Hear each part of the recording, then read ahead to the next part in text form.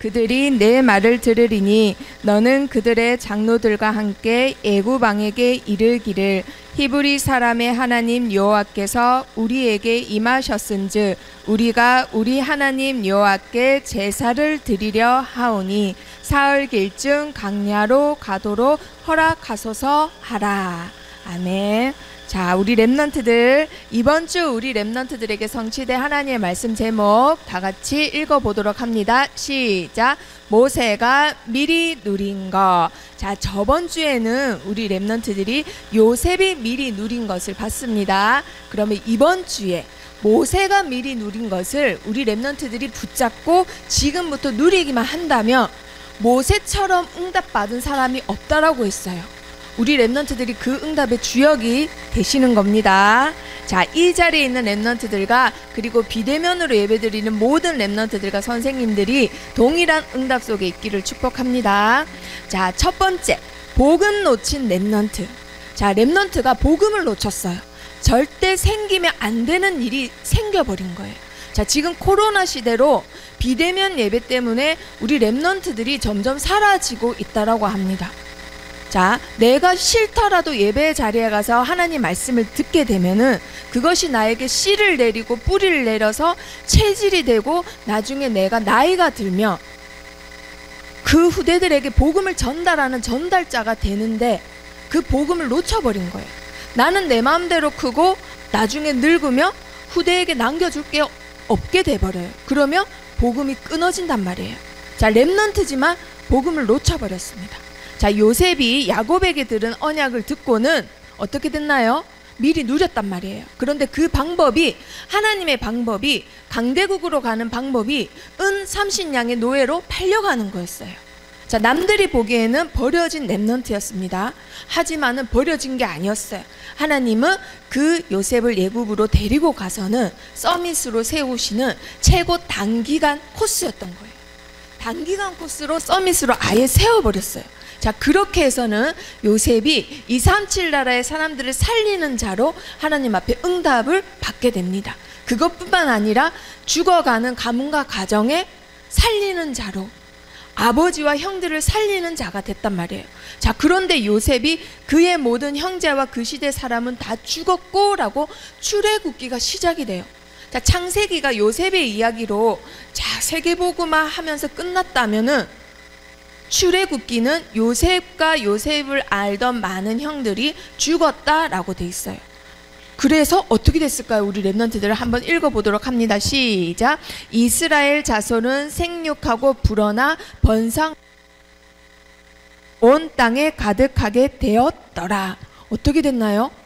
영적으로는 쇠퇴했는데 육신적으로는 부흥을 해버렸대요.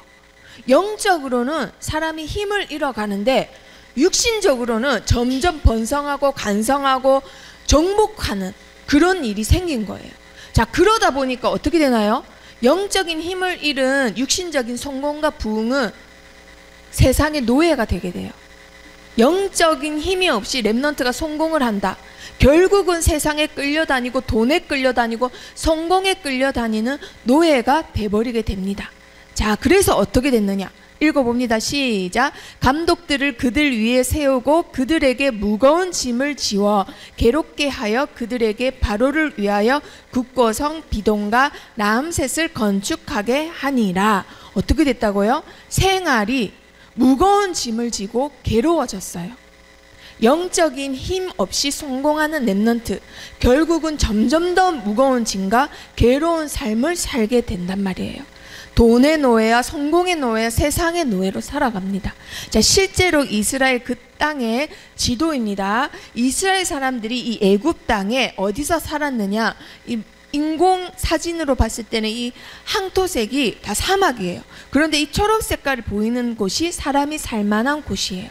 사막에서 오아시스 같은 이 땅에, 이 삼각형 모양의 이 고센 땅에 이스라엘 사람들이 들어가서 살게 돼요. 이 땅에 들어온 이민족들인데도 불구하고요, 이 땅 사람들이 아닌데도 불구하고 제일 비옥한 땅에 살게 돼요. 랩런트가 편안한 삶을 살게 되면서 영적인 힘을 놓쳤다 이 말이에요. 편안한 삶을 살면서 아빠 엄마가 다 믿고 선생님, 주위에 믿는 선생님이 있고 믿는 친구가 있다 보니까 내 삶은 영적인 힘을 더 얻어야 되겠다. 그런데 초점이 없고 육신적인 거. 와, 저 친구는 이번에 어디 간다던데. 저 친구는 이번에 뭐 샀다던데. 와, 저 친구는 이번에 몇 등 했다던데. 그런 거에만 초점이 있지 영적인 것에 내가 더 어떻게 해야 하나님의 계획이고 하나님의 계획을 이루고 내가 어떻게 하면 영적인 힘을 잃지 않고 우리 가문을 어떻게 하면 살리고 이런 것에는 초점이 하나도 없게 돼버려요. 그렇게 해서 300년, 400년 흘러가니까 내가 가졌던 복음이 어떻게 됐나요? 사라졌어요. 복음 가진 렘넌트가 복음이 사라졌단 말이에요. 그러니까 세상신의 지배를 받게 됩니다. 그때 당시 세상신 바로 왕이었어요. 애굽의 왕을 바로 왕이라고 합니다. 이름이 어떻든 애굽의 왕을 바로 왕이라고 불러요. 그 바로 왕이 점점점 육신적으로 많아지고 강성해지는 이스라엘 사람들을 보니까 두려운 마음이 드는 거예요. 불신자는 기본이 불안과 두려움이에요. 저들이 많네? 우리나라를 잡아삼키면 어쩌지?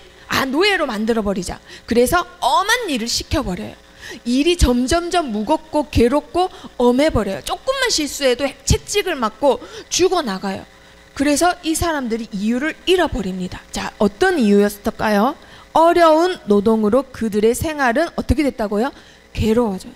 자, 영적인 힘을 잃으면 어떻게 된다고요? 생활이 점점 괴로워요.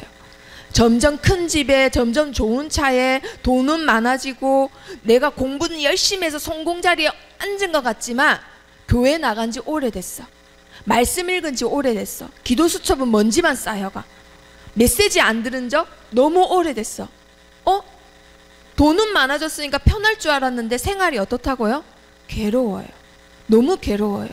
마음이 괴롭고 생각이 괴롭고 절대 잠도 편안하게 못 자요. 이러한 삶을 살게 되는데 이유가 뭐라고요? 영적인 힘을 잃었기 때문에. 자, 렘넌트가 복음을 놓쳤습니다. 그 결과 왜 괴로운지도 이유도 놓쳐버리고는 무조건 이제 와서야 하나님께 부르짖는 거예요. 하나님 괴로워요. 너무너무 괴로워서 하나님께 탄식하면서 부르짖었더니 하나님께서 어떻게 하셨다고요? 그 다음에 지금 이렇게 소리를 질러도 왕이 바뀌어도 해결이 안 돼요. 그 다음 장면에 하나님이 이제 부르십니다.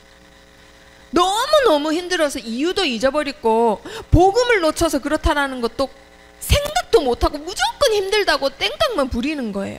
그럼 하나님이 어떻게 하실까요? 우리 렘넌트들 너무 힘들어서 너무 고된 노동에 하나님이 그들의 고통 소리를 들으시고 하나님이 아브라함과 이삭과 야곱에게 세운 그의 언약을 어떻게 하셨다고요? 기억을 하셨대요. 자, 그러면 우리 렘넌트들 이런 생각하실 수 있습니다. 하나님이 주신 언약을 잊어버리니까 고통을 받는구나. 하나님이 우리를 여태까지 까마득히 잊고 있다가 우리가 소리를 지르니까 하나님이 우리를 기억하시는구나. 이렇게도 생각할 수 있어요. 자, 그런데 원래는 무슨 뜻이냐? 하나님이 맨 처음에 아브라함에게 언약을 주셨습니다. 뭐라고요? 내가 너로 네 이름을 창대하게 하고 네 민족을 크게 해서 땅의 모든 족속이 너로 말미암아 복을 얻게 하겠다. 너를 그 복 자체로 만들겠다 하고는 그 아들 이삭에게 그의 아들 야곱에게 똑같은 언약을 주세요. 그런데 히브리 기자는 이걸 뭐라고 얘기하느냐? 동일한 약속을 유업으로 함께 받은 이삭과 야곱과 더불어 장막에 거하였으니 동일한 약속을 함께 받은 자들이라고 아브라함과 이삭과 야곱을 소개해요. 우리 렘넌트들. 그러면 아브라함과 이삭과 야곱의 하나님이지 나의 하나님은 아닌가요? 자, 히브리 기자가 이런 힌트를 주는 거예요. 우리 렘넌트들이 말씀을 동일한 약속을 똑같이 받으면 동일한 응답을 받는 거예요. 자, 이들이 받은 응답은 바로 237 나라를 살리는 자, 237 나라 복음하라는 언약을 붙잡은 거예요. 자, 그래서 우리 렘넌트들이 나에게 주신 언약이 237 나라 복음하구나. 하나님이 나를 237 나라 살릴 렘넌트로 부르셨구나 라고 약속을 받으며 아브라함과 이삭과 야곱이 받았던 응답을 동일하게 받는 거예요. 자, 그런데 그때 당시 이스라엘 백성들은 300년, 400년 흐르면서 아무 생각 없이 교회 다니다가 그것도 안 다니게 되다가 너무나 편한 생활에 하나님을 찾지 않게 되다가 하나님이 나를 이제 찾아라 라고 노예로 만들어 버리신 거예요. 노예가 되니까 그때서야 하나님께 부르짖는 거예요. 하나님, 저 좀 살려주세요. 하나님, 저 힘들어요. 저 죽을 것 같아요. 편안한 집에 편안하게 잘 먹고 잘 살 때는 하나님 한 번도 안 찾다가 노예되니까 그때 돼서야 하나님, 나 살려주세요. 괴로운 일이 있고 친구한테 왕따 당하고 아빠 엄마 싸우고 집이 갑자기 어려운 일이 생겼을 때나 하나님, 나 기도할게요. 나 이제 기도 수첩할게요. 나 이제 교회 나갈게요. 이런 걸 하는 거예요. 자, 그러면 우리 렘넌트들 어려울 때만 하나님 찾으면 하나님 우리 기도 안 들어주실까요? 하나님은 어떠실까요? 말씀에 증거가 나와 있습니다. 하나님이 어떻게 하시는지 읽어보도록 합니다. 시작. 하나님이 이스라엘 자손을 돌보셨고 하나님이 그들을 기억하셨더라. 바로 다음 구절에 이렇게 돼 있어요. 하나님이 기억하사 라고 하시고는 돌보셨고 기억하셨더라. 이게 원래는 무슨 뜻이 있느냐, 이 뜻이에요. 영어로 concerned. 원래 성경에는 건념하셨더라 라고 됐어요. 건념이 무슨 뜻이냐면요, 돌보며 생각하다예요. 영어로는 염려하다라는 뜻이에요. 하나님이 사실은 우리를 깜빡 잊었다가 부르짖어서 그때 돼서야 기억하셨더라가 아니고, 원래 얘네들이 이러면 안 되는데, 영적인 힘을 잃으면 안 되는데, 아무리 코로나 시대고 비대면 예배라 해도 말씀 들어야 되는데, 말씀 놓치면 안 되는데, 집에서 편안하게 먹고 자고 놀고 하다 보니까 하나님 생각 한 번도 안 하고 영적인 힘 다 잃어버렸네. 이러면 안 되는데, 이러면 안 되는 데를 400년을 하나님이 이스라엘 백성을 건념하셨다라는 거예요. 돌보시면서 염려하셔서 마침내 노예로 만들어 버리셨다라는 거예요.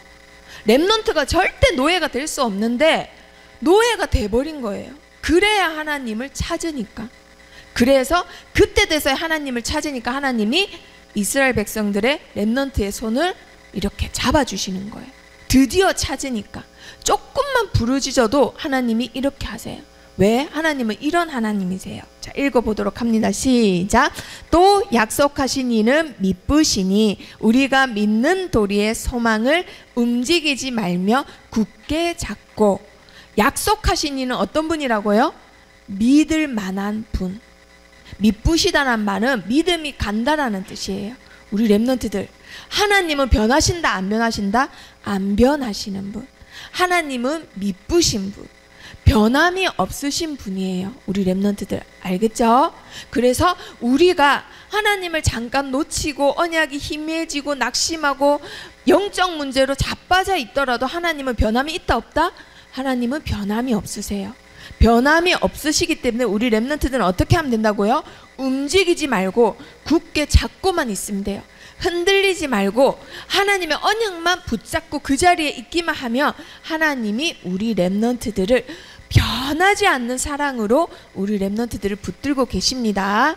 자, 그런데 그것에 흔들려서 약간 낙심한 렘넌트가 있었어요. 그 렘넌트가 누구라고요? 오늘 모세예요. 모세가 내 꿈은 실패야, 나는 실패했어 하고는 도망갔어요. 미디안이라는 강야로 도망가서는 나는 쓸데없는 사람 이러면서 40년을 낙심하고 힘을 잃어버렸어요.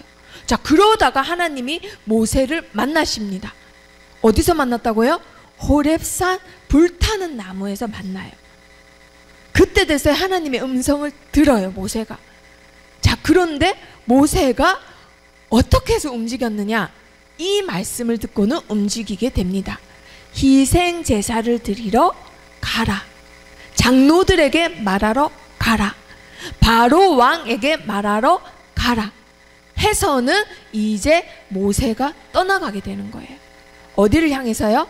드디어 430년 만에 노예에서 해방시키는 그 일에 이제 여정을 떠나는 거예요. 자, 하나님이 모세를 부르신 이유, 알아듣는 렘넌트이기 때문에. 자, 모세는요, 그 당시에 복음을 놓쳤던 렘넌트들 밖에 없었는데 모세는 복음을 가지고 있었어요. 이걸 언제 들었느냐? 나중에 나옵니다. 자, 그렇게 해서 하나님은 다시 부르신 이유, 복음을 놓쳤던 렘넌트를 다시 렘넌트로 세우시고 부르시는 이유, 뭐 때문에 부르신다고요? 복음을 회복하고 전달하라고. 우리 렘넌트들의 사명이에요. 이 시대에 하나님이 우리 렘넌트들을 부르시고 세우시는 이유는 바로 무너져가는 렘넌트들에게 복음을 다시 회복시키고 전하라고. 그래야 그들이 살고 우리가 살기 때문에. 아시겠죠?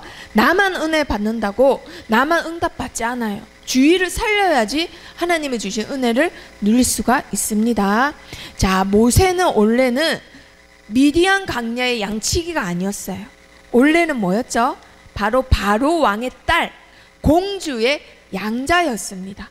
자, 그런데 민족을 해방시키는 자기 꿈이 있었어요.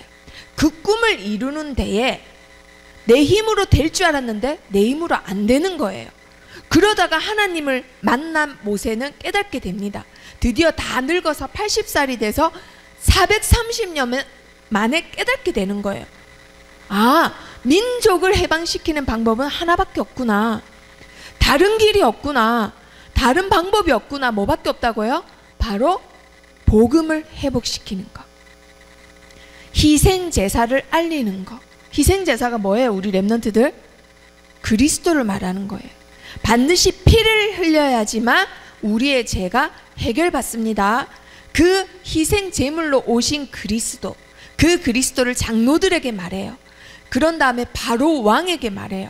모세는 복음을 회복하고 그 길밖에 없다는 걸 알고는 제일 먼저 뭘 했다고요? 흑암 결박하는 일을 한 거예요.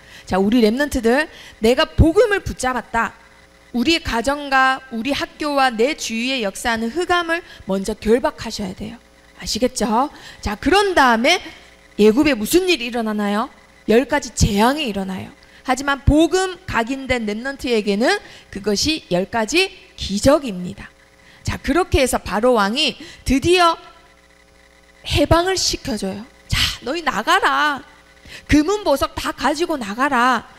더 이상은 들어오지 마라. 그날이 무슨 날이죠? 바로 유월절 날. 이스라엘 백성들이 어린 양의 피를 문설주에 바른 날, 그날 재앙이 넘어갔다고 해서 유월절이 됩니다. 자, 이 날이 바로 뭐를 상징한다고요? 우리 죄를 위해서 죄가 없으신 하나님이 인간의 몸을 입고 죄값을 치르신 날을 기념하는 날이 바로 유월절 날이에요.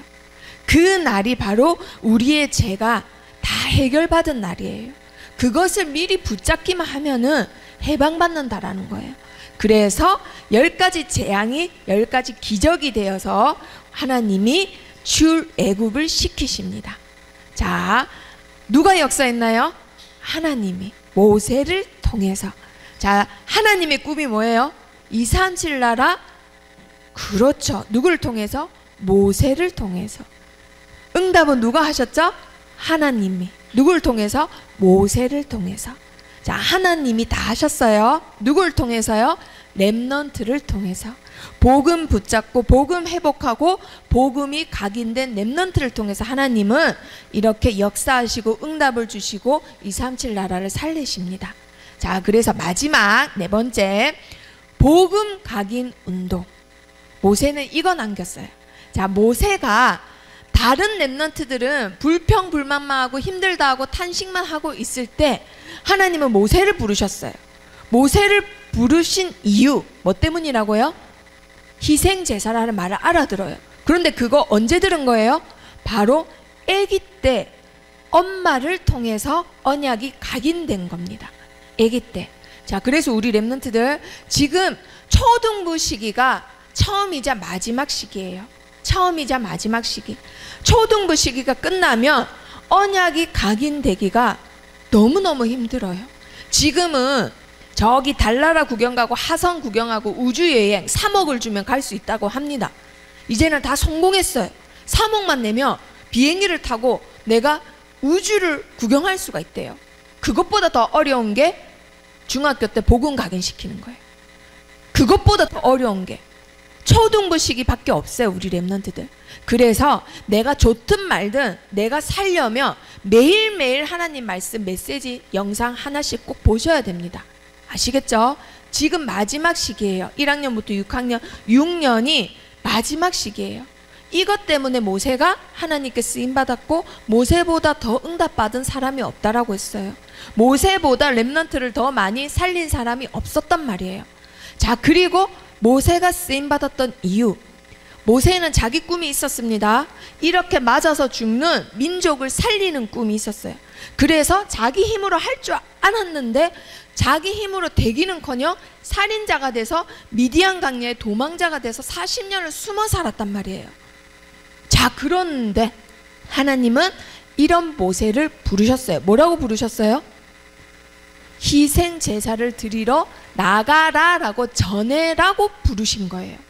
다른 사람한테 그 심부름 시키면 다른 렘넌트는 못 알아듣는데 모세는 알아듣기 때문에. 그런데 모세 표정이 어때요? 못한다라는 표정이죠. 아니, 저는 말도 못해요. 하나님, 보낼 만한 자를 보내세요. 이랬단 말이에요. 그러면서 속으로는 뭘 알고 있어요? 사람들이 사단의 노예가 됐지만 여기서 해방받는 길은 희생 제사를 전하는 길밖에 없다. 복음 회복시키는 일밖에 없다. 이거를 알았단 말이에요. 80년 동안 잊고 있다가 어렸을 때 들었던 복음이 각인됐기 때문에. 자, 그래서 히브리 기자는 이렇게 말하고 있습니다. 자, 다 같이 읽어볼까요? 시작. 믿음으로 유월절과 피 뿌리는 예식을 정하였으니 이는 장자를 멸하는 자로 그들을 건드리지 않게 하려 한 것이며. 장자를 멸하는 자, 피를 안 바르며 멸하는 자가 와서 멸해버린대요.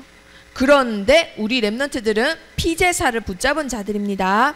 지금은 피를 바르는 게 아니라 그리스도를 붙잡은 자를 말하요. 그리스도, 복음이 각인된 렘넌트는 절대로 멸하는 자가 멸할 수가 없어요. 영어 성경에는 파괴자라고 돼 있어요. 파괴자.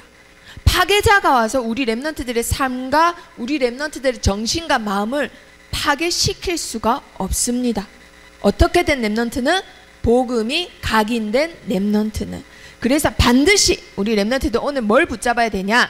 렘넌트는 운동을 누려라. 자, 누려라가 영어로 뭐죠? enjoy. enjoy예요. enjoy. 즐기는 거. 우리 렘넌트들은 운동을 즐겨야 돼요. 자, 무슨 운동 해야 될까요? 바로 복음 각인 운동이에요. 복음 각인 운동. 복음 각인 운동이라고 했습니다.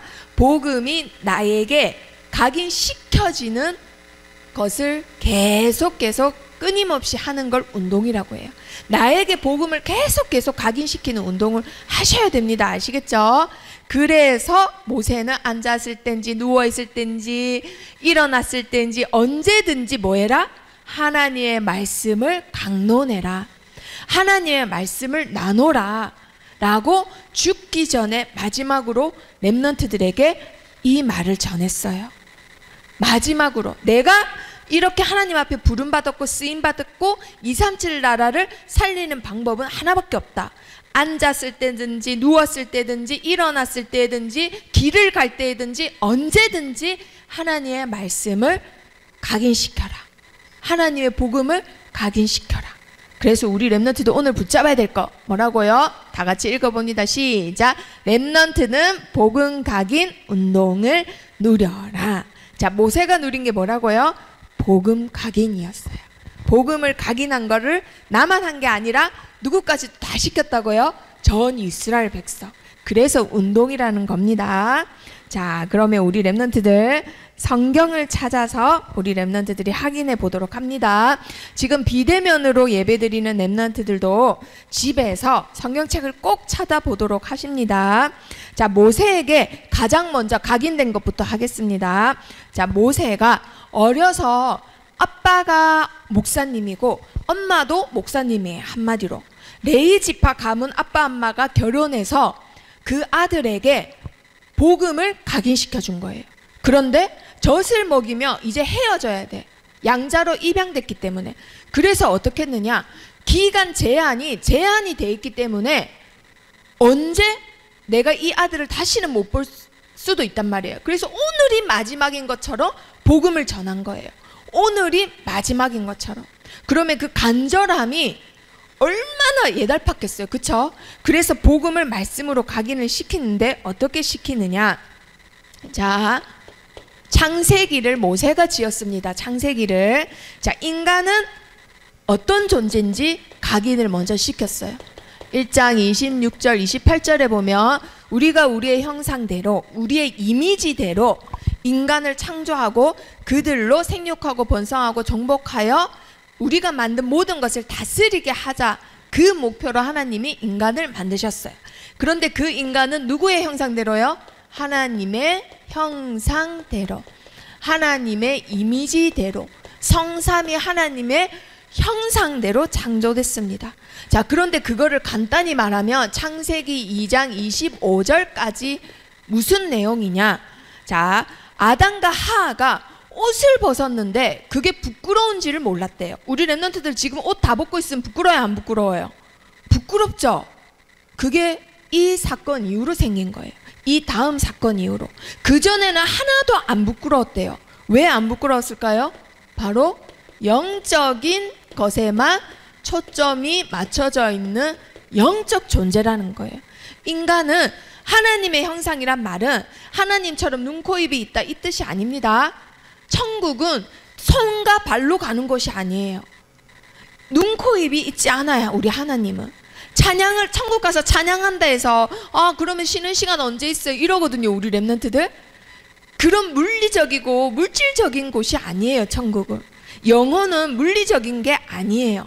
자, 우리 랩런트들, 인간은 옷을 다 벗었다고 부끄러워했던 존재가 아니었다라는 거예요. 영적인 존재, 영적인 것에 초점을 맞추고 영적인 힘이 있을 때 행복한 존재가 바로 영적인 존재예요. 자, 그런데 두 번째 사탄에 대해서 각인을 시켜줍니다. 자, 사탄은 어떤 존재냐. 창세기 3장 1절에서 5절에 보면은 사탄이 맨 처음에 성경책에 나오지요.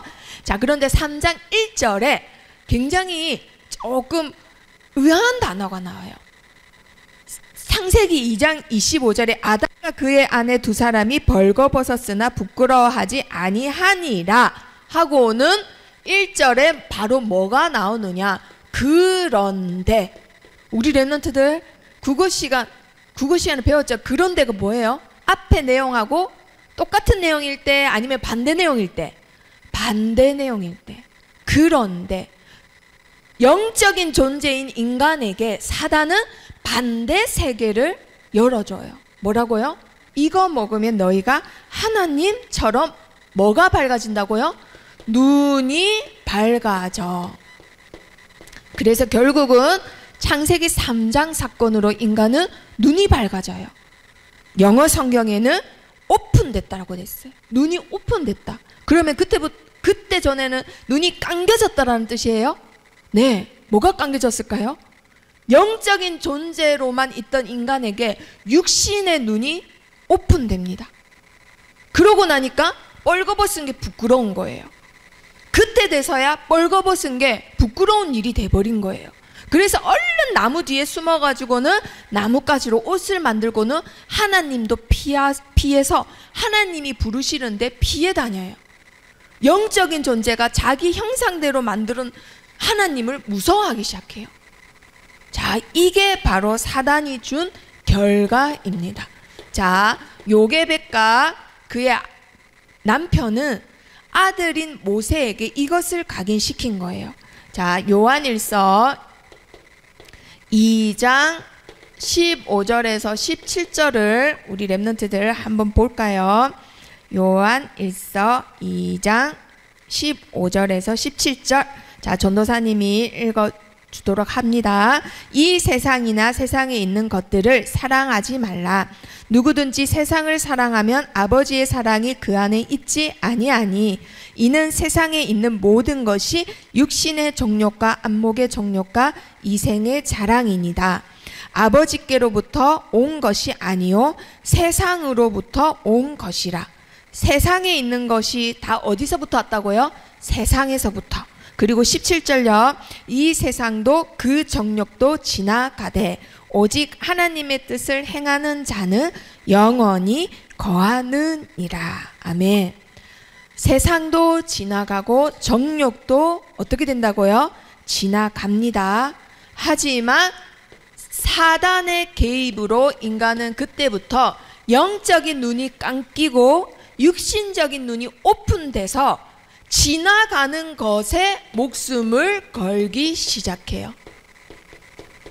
육신적인 것, 세상 것 다 지나가는데 거기에다가 목숨을 걸기 시작해요. 그게 바로 창세기 3장이에요. 영원하지 않은 지나가는 세상과 육신적인 것에. 자, 그리고 요게벳이 모세에게 이것을 각인시킵니다. 그래서 인간은 반드시 누가 필요하다? 그리스도가 필요하다. 우리의 죄를 해결할 구세주가 필요하다. 육신의 눈이 오픈된 인간의 힘으로는 절대 원래 인간을 회복할 수 없기 때문에 영적인 존재, 오직 하나님께만 소망이 있다라고 각인을 시킵니다. 자, 그래서 그리스도를 어떻게 각인시키느냐? 첫 번째, 창세기 3장 15절. 여자의 후손에 대해서 각인을 시켜줘요. 모세야, 앞으로 여자의 후손이 오실 것인데 그 여자의 후손이 사단의 머리를 박살내실 거야. 하지만 사단은 그의 발꿈치만 상하게 할 수 있단다. 사단은 머리가 박살났기 때문에 똑같은 유혹을 하고 똑같은 올가미에 똑같은 함정만 파지 절대 너를 넘어뜨리거나 멸망시킬 수가 없어. 바로 여자의 후손이 너를 위해서 이 땅에 오실 거기 때문에. 자, 오시기 전 시대 사람이기 때문에 그렇게 각인을 시켰다 이 말이에요. 자, 그것을 보고 요한일서 3장 5절에는요. 요한일서 3장 5절에 자, 전도사님이 읽어주도록 합니다. 그가 우리 죄를 없애려고 나타나신 것을 너희가 아나니 그에게는 죄가 없느니라. 아멘. 우리의 죄를 없애려고 죄가 없으신 누가 오셨다고요? 여자의 후손이신 하나님께서 인간의 몸으로 친히 이 땅에 오셨단 말이에요. 그분이 바로 그리스도라고 요게벳이 모세에게 각인을 시켜줘요. 자, 그리고 또 그리스도를 어떻게 각인을 시켜주느냐? 창세기 6장 14절에 노아에게 내가 이 땅의 모든 것을 멸절시켜버리겠다. 그런데 너는 너를 위하여 뭐를 만들으라고 했죠? 커다란 배, 방주를 만들어라고 했어요. 자, 요게벳은 모세에게 뭐라고 얘기했을까요? 네가 태어나기 전에 전 세계가 한 번 다 멸망한 적이 있었다. 그런데 하나님은 노아 가족만 살려두셨어. 왜? 그를 통해서 하나님이 누구든지 이 안에만 들어오면은 생명이 보존되는 바로 방주라는 큰 배를 만들었기 때문이야.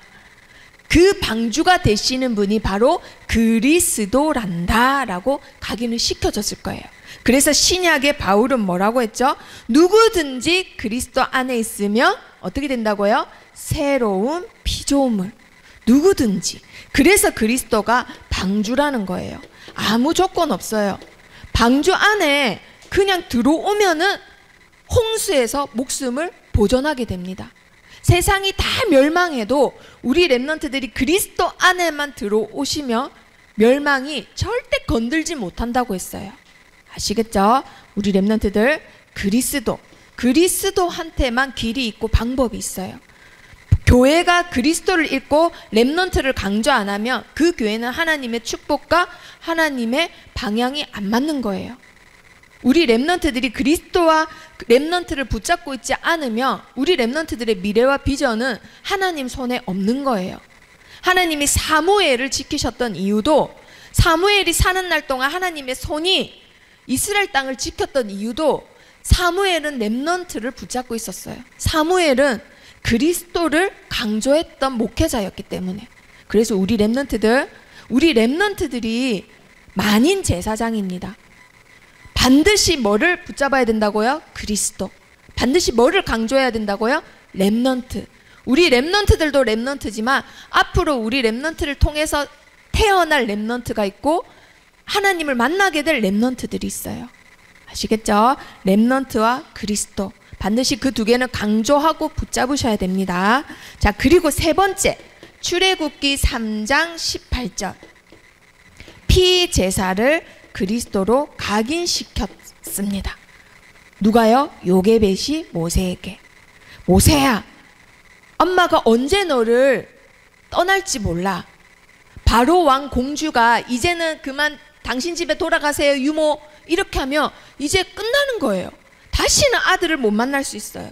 그래서 이 말을 했을 거예요. 반드시 모세야, 우리의 죄를 위해서 피값을 흘리셔야지만 되는 분이 있다. 그분이 바로 그리스도고 그분 안에 있을 때 우리는 모든 것을 회복할 수가 있다. 그래서 피제사, 그걸 절대 잊지 말아라 라고 반드시 언약을 전달했을 겁니다. 그 증거가 계속 안 된다 했을 때 하나님이 피제사 드려야 된다고 전해라, 이 말했을 때는 말대꾸 한 번도 안 했어요. 이게 무슨 말인지 알아들었다라는 거예요. 이게 무슨 말인지 어머니로부터 각인됐다라는 겁니다. 그래서 히브리서 11장 28절에 아까 읽었던 말죠. 멸망이 우리 렘넌트들을 건든다, 안 건든다? 건들지 못한다. 파괴자가 와서 우리 렘넌트들을 아무리 파괴하려고 해도 파괴할 수가 없어요. 왜? 우리 렘넌트들은 그리스도 붙잡은 렘넌트이기 때문에. 그리스도로 각인된 렘넌트들은 절대로 파괴자가 와서 건들지 못합니다. 멸망자가 와서 멸망시킬 수가 없어요. 그게 바로 누구라고요? 우리 렘넌트들. 모세는 믿음으로 유월절과 피 뿌리는 예식을 정했다라고 돼 있어요. 이걸 알고 각인됐고 뿌리 내렸다라는 증거입니다. 자, 그런데 우리 렘넌트들이 오늘 또 붙잡아야 될 거, 살면서 낙심되고 포기될 때 있어요, 없어요? 있죠.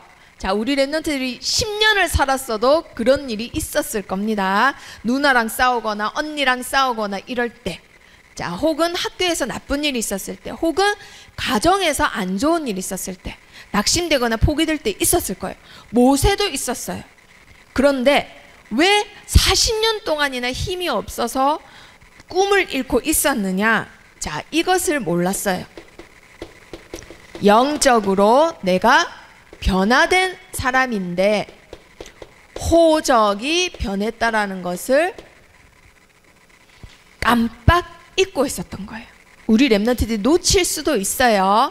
자, 그런데 지금은 호적이라는 그 호적이 폐지됐어요. 그래서 지금은 뭐라고 불려지느냐? 가족 등록부라고 불려집니다. 한마디로 구원받은 자, 그리스도 붙잡은 자는 뭐가 변한다고요? 가족이 변해요. 아빠가 변해요. 식구가 변해요. 이렇게 혈연 관계가 변한다 이 말이에요. 영적으로 우리 렘넌트들은 마귀 자녀였다가 이제는 누구 자녀가 됐다고요? 보라, 우리가 지금은 하나님의 자녀라 라고 요한일서 3장 2절에 나와 있습니다. 너희는 너희 아비 마귀에게서 났다라고 돼 있어요. 그런데 이제는 그리스도를 붙잡은 렘넌트는 누구라고요? 하나님의 사랑을 우리에게 베푸사 우리가 하나님의 자녀라 일컬음을 받은 자가 됐다라고 돼 있어요. 하나님의 사랑을 통해서 우리 렘넌트들은 하나님을 아버지라 부를 수 있는 호적이 바뀌었습니다. 자, 그리고 모세가 뭘 놓쳤느냐? 삶이 변화됐다라는 것을 놓쳤어요. 자, 나는 지금 안 돼. 내가 하다가 실패했단 말이에요. 아, 나는 안 되나 보다. 나는 포기해야 되나 보다 하고 낙심했는데 이걸 놓쳤어요. 자, 뭘 놓쳤느냐? 요한일서 3장 8절에 보면요. 너희는 죄를 짓는 자는 마귀에게 속하나니 하나님의 아들이 나타나신 것은 마귀의 일을 멸하러 오심이니라 이랬죠. 그런데 죄를 짓는 자는 누구에게 속한다고요? 마귀에게. 그걸 다르게 말하면 마귀에게 속한 자는 죄를 짓는다라는 거예요. 자, 그런데 우리 렘넌트들 요한일서 한번 아까 펴져 있으니까 한번 찾아보도록 합니다. 요한일서 3장 9절 말씀. 그 바로 밑에 하나님께로부터 난 자마다 죄를 짓지 아니하나니, 하나님께 속한 자는 죄를 짓는다고요, 안 짓는다고요? 안 짓는데요. 3장 9절에 하나님께 이제는 속한 자라는 것을 모세가 깜빡 놓쳤어요. 자, 그러면 하나님께 속한 자는 왜 죄를 안 지을까요? 그게 오늘 중요해요. 자, 뒤에 계속 읽어봅니다. 시작. 이는 하나님의 씨가 그의 속에 거함이요 그도 범죄하지 못하는 것은 하나님께로부터 났음이라. 아멘. 우리 렘넌트들 속에 뭐가 있다고요? 하나님의 씨. 하나님의 씨가 거한 우리 렘넌트들은 범죄하고 싶어도 할 수가 없어요. 혹시나 강도나 살인자가 감옥에 가서 그리스도를 믿었다라고 합시다. 그러면 그 속에 그리스도가 있어요. 그쵸? 하나님의 씨가 있는 자예요. 그러면 이제 내가 앞으로 대단한 살인가가 될 거야, 연쇄살인범이 될 거야 라고 목표를 혹시나 세울지라도 그렇게 될까요, 안 될까요? 이제 안 된다라는 거예요. 못한다라는 거예요. 범죄할 수 없다라는 거예요. 하나님의 씨가 있는 자는 삶이 변합니다. 하나님의 씨가 그렇게 만들어버려요. 자, 우리 렘넌트들 시골길 같은데 걷다 보면은 막 이렇게 막 덩쿨 같은 거 있는데 가끔 가다 이런 호박 같은 거 있는 거 본 적 있어요? 우리 렘넌트들? 있죠? 그거를 농부가 호박씨를 대충 이렇게 뿌렸어요. 그런데 막 비가 와. 그리고 조금 있으면 올 뭐예요? 장마도 와. 그리고 조금 있으면 태풍 오죠. 막 태풍도 와. 그리고 어제는 해만 쨍쨍 날 때 있어요. 그러든가 말든가 시간 지나면 뭐가 나와요? 호박이 나와요. 그런데 우리 렘넌트들 비가 엄청 많이 왔어. 호박씨가 뿌려졌는데 호박이 안 나오고 가지가 나왔어요. 나와요, 안 나와요? 안 나오죠. 호박씨를 뿌렸는데 비가 진짜 엄청나게 많이 오고 태풍, 해오리 바람이 불고 이래서 호박씨를 뿌렸는데 오이가 나왔어. 나와요, 안 나와요? 안 나오죠. 많은 비, 쨍쨍 내리치는 햇빛, 바람, 그 어떤 것도 씨한테 영향을 줄 수 있어도 변화는 못 시켜요. 우리 렘넌트들에게는 하나님의 씨가 있어요. 하나님의 씨. 그 씨를 남들이 뭐라 한다고 변화돼요, 안 돼요? 안 되는 거예요. 아무리 환경이 나빠도 렘넌트 속에 있는 씨가 변화돼요, 안 돼요? 안 되는 겁니다. 어떤 것도 우리 렘넌트들을 변화시킬 수가 없어요. 우리 렘넌트들은 하나님의 씨를 가진 자입니다. 자, 그리고 우리 렘넌트들은 결과가 변화된 자예요. 그리스도를 붙잡았기 때문에 결과가 변화된 거를 모세가 놓쳐버렸어요. 그래서 낙심했단 말이에요. 우리 렘넌트들은 결과가 다른 자들입니다. 결론은 재판, 판결을 말하는 거고, 결과는 어떤 씨의 열매가 맺어졌다라는 뜻이에요. 우리 렘넌트들 속에는 무슨 씨가 있다고요? 하나님의 씨가 있습니다. 하나님의 씨가 있는 자들은 다른 열매를 맺게 돼 있어요. 다른 열매를 맺게 돼 있습니다. 하나님의 씨를 가졌기 때문에. 자, 요한일서 4장 5절에 보면요, 세상에 속한 자들은 세상에 속한 말을 하고 세상에 속한 자들이 그 말을 따른대요. 그런데 우리 렘넌트들은 어떤 자들이냐? 4장 4절 읽어봅니다. 시작. 자녀들아, 너희는 하나님께 속하였고 또 그들을 이기었나니 이는 너희 안에 계신 이가 세상에 있는 자보다 작다 크다 크심이라. 우리 렘넌트들 속에 있는 씨는 무슨 씨? 하나님의 씨. 우리 렘넌트들 속에 계신 분은 누구? 하나님. 이 하나님은 세상보다 작다 크다 크신 분. 그래서 그리스도가 하나님의 아들이심을 믿는 자가 아니면 세상을 이길 자가 누구냐라고 합니다. 하나님께로부터 난 자마다 세상을 이기느니라 라고 하셨어요. 세상을 이길 자는 세상에 속한 자가 아니라, 세상에서 성공한 자가 아니라 하나님이 그 속에 있는 렘넌트들, 그 렘넌트들은 세상을 이기고 세상을 정복할 자들이에요. 결과가 다르다니까요. 우리 렘넌트들은 지금은 열매를 가진 시기지 열매를 맺는 시기가 아니에요. 아시겠죠? 그래서 나는 지금 세상에서 인지도도 없고 남들이 나를 알아주지도 않고 낙심하거나 포기하면 절대 안 됩니다. 지금은 씨를 막 심을 나이란 말이에요. 지금은 이것을 각인해야 될 나이예요. 모세와 같이 이게 각인돼야지 하나님이 강야에 있든 노예로 있든 어디에 있든 부르셔서 이게 흔들린 렘넌트들을 살리는 일에 쓰시는 거예요. 아시겠죠? 자, 우리 렘넌트 속에는 뭐가 있다고요? 하나님의 씨. 그래서 뭐가 다르다? 결과가 달라요. 어떻게? 세상을 이기는 자입니다. 자, 우리 렘넌트들은 뭐를 이기는 자? 세상을 따라가는 자가 아니라 세상을 이기는 자. 자, 그래서 모세와 같이 누릴 것. 자, 첫 번째 모세가 누린 게 무엇이냐? 어릴 때 복음이 각인됐어요. 자, 우리 렘넌트들 시기에는 이 복음을 각인시키는 시기예요. 복음을 반드시 각인시켜야 됩니다. 출애굽기 2장 1절에서 10절에 보면 요게벳이 모세를 낳고 나일강에 던져요. 던졌는데 그 던진 모세를 누가 잡았죠?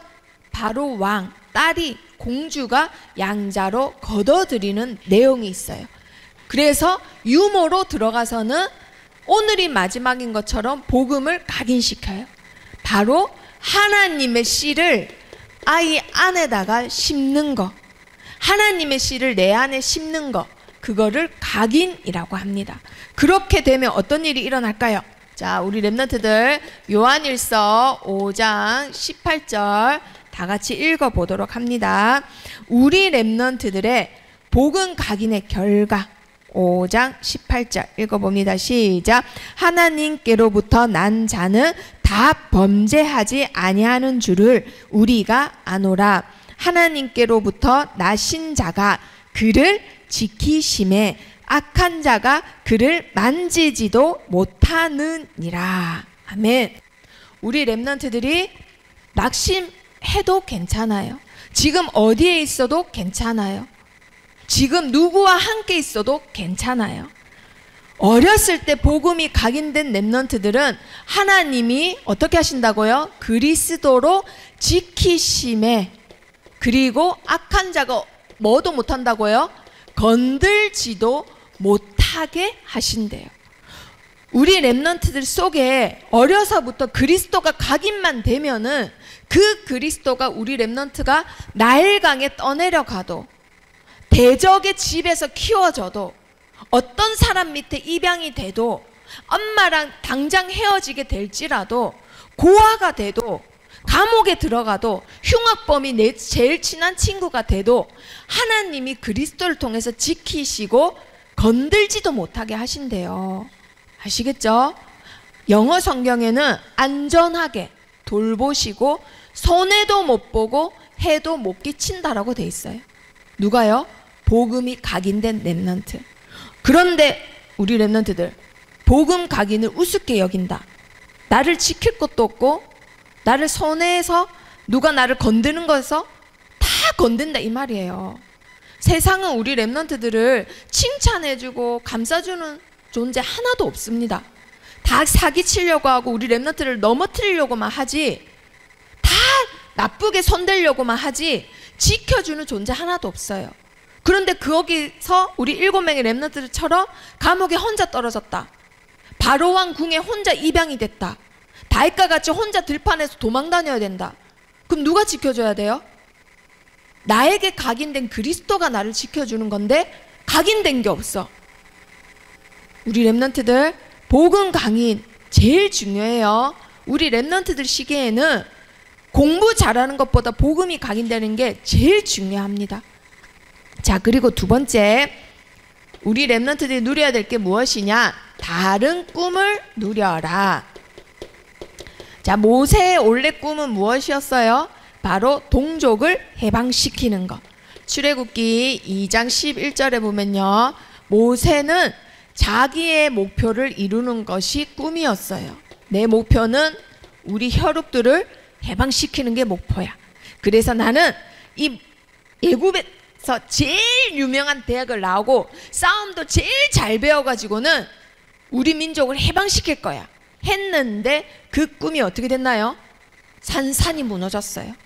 오히려 살인자로 누명을 받고 동족에게도 손가락질 받고는 바로왕한테 도망다니는 신세가 돼버렸단 말이에요. 그래서 꿈이 나중에 하나님을 만나고는 바뀝니다. 뭘로 바뀌죠? 바로 2장 24절에 하나님께서 언약을 기억하사 모세가 이 말씀을 적었단 말이에요. 아, 하나님은 반드시 언약을 성취시키시는 분이었지 내가 잊고 있었구나. 내가 이걸 놓쳤네. 반드시 하나님은 언약을 성취시키시는 분이야 하고는 아브라함, 이삭, 야곱이 붙잡았던 237 나라 복음화의 언약을 다시 붙잡게 됩니다.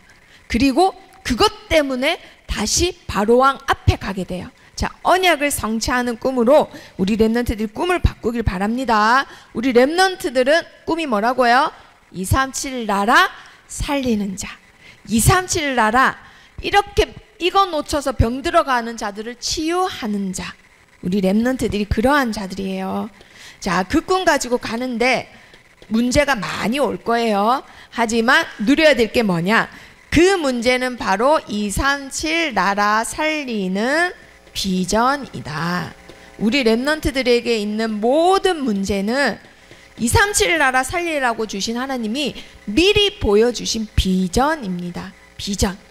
저기 멀리 있는 걸 앞당겨 보여주시는 거예요. 내 문제를 통해서 지금 우리 집에 있는 문제, 나에게 있는 문제, 우리 학교에 있는 문제, 237 나라 살릴 비전이라는 거예요. 모세는 그거 붙잡았어요. 자, 동족이 노예가 됐어. 아, 하나님 백성이 이래도 돼? 그럼 하나님 없는 거 아니야? 이게 아니라 왜 노예가 될 수밖에 없었는지 알았어요. 노예가 될 수밖에 없었던 거 뭐죠? 출애굽기 1장에 바로 나오죠. 요셉과 요셉을 알던 왕이 죽고 그 가족들도 다 죽었더니 영적으로는 쇠퇴하고 육신적으로는 부흥해요. 그랬더니 어떻게 됐죠? 점점점 강성해질 때마다 삶의 짐은 더 무거워졌다라고 돼 있어요. 괴로워졌다라고. 영적인 힘 없이 육신적으로 성공해 봤자 세상에 노예되고 사단에 노예됩니다. 자, 노예된 이유 뭐 때문에 그렇게 됐다고요? 복음을 놓쳐서. 그리스도를 놓치는 순간 세상에 노예되고 세상에 끌려가게 됩니다. 우리 렘넌트들, 이건 인생의 법칙이에요. 내가 지금 힘들고 답답하고 뭔가 끌려가는 것 같다. 아, 내가 요즘 하나님을 언제 생각했지? 기도 언제 했지? 말씀 뭐 붙잡았더라? 요번 주 말씀 뭐였지? 아마 생각도 안 날걸요? 그때 되면 내가 노예돼 있는 거예요. 자, 복음 절대 놓치시면 안 됩니다. 자, 그리고 하나님이 노예된 이스라엘 백성을 430년 만에 드디어 출애굽하라고 하세요. 출애굽하라는 문제. 아, 이걸 어떻게 해? 왜 나한테 이런 문제를 줬어? 문제인 줄 알았는데 하나님이 237 나라 살릴 비전이라는 거예요. 뭐 때문에 해라? 출애굽은 복음을 회복해서 복음을 전해라 라는 하나님의 비전입니다. 그래서 우리 렘넌트들에게 문제가 왔다. 그것은 문제가 아니라 뭐라고요? 나에게 주신 237 나라 살릴 비전이구나. 우리 렘넌트들 그거 누리십니다. 그리고 모세와 같이 다른 꿈을 누리는 거예요. 나의 목표가 아니라 하나님의 언약이 성취되는 꿈. 그게 진짜 꿈이에요. 그리고 제일 중요한 거, 공부 잘하는 것보다 제일 중요한 게 뭐라고요? 복음을 각인하는 거. 돈 좋습니다. 공부 잘하는 거 좋아요. 다 좋아요. 하지만 복음이 각인 안 돼서 육신적으로 성공해봤자 우리 렘넌트들의 삶은 더 힘들어질 뿐이에요. 반드시 지금 이 시기에는 복음, 하나님의 씨를 계속 심기는 거예요. 그래야 그 씨가 나를 변화시키고 결과가 변화됩니다. 호박씨를 뿌렸는데 절대 가지가 나지 않아요. 어떤 것도 우리 렘넌트들이 심겨진 하나님의 씨 변화시킬 수 없습니다. 자, 그래서 결론 3가지 우리 렘넌트 오늘 붙잡는 거예요. 자, 첫 번째, 렘넌트는 운동을 누려라. 자, 누려라가 영어로 enjoy라고 했습니다. enjoy, 즐겁게 누리는 거, 즐겁게 먹는 거, 그거를 enjoy라고 해요. 운동을 하세요. 운동. 무슨 운동? 복음을 각인하는 운동. 하나님의 씨를 나에게 계속 심기는 운동. 매일매일 말씀을 읽고 적고 외우는 거. 그게 나중에 나에게 최고의 무기가 됩니다. 절대 다른 걸로는 변화 안 되고 하나님의 씨만 나를 변화시킬 수 있어요. 자, 그리고 또 어떤 운동을 한다고요? 복음의 씨를 심는 운동. 나만 심는 게 아니라 이제는 내 주위에도, 그리고 내 후대 뒤에 일어날 렘넌트들에게도 심겨줄 복음의 씨를 지금부터 준비하시는 거예요. 아, 이런 친구들한테는 이런 씨를, 아, 이런 친구들한테는 이렇게. 우리 렘넌트들이 씨를 심는 자예요. 아시겠죠? 그런데 열매는 누가 제일 먼저 맛본다? 씨를 심는 농부가 제일 먼저 맛본다 했습니다. 알겠죠? 우리 렘넌트들 운동 오늘부터 합니다. 운동. 자, 영적인 운동, 복음의 씨를 심기는 운동, 그 운동의 주역이 되기를 축복합니다. 기도하겠습니다. 살아계신 하나님 감사합니다. 우리 렘넌트들이 오늘부터 모세와 같이 복음의 씨를 심기는 복음 각인 운동의 주역이 되도록 축복해 주세요. 예수 그리스도 이름으로 기도합니다. 아멘.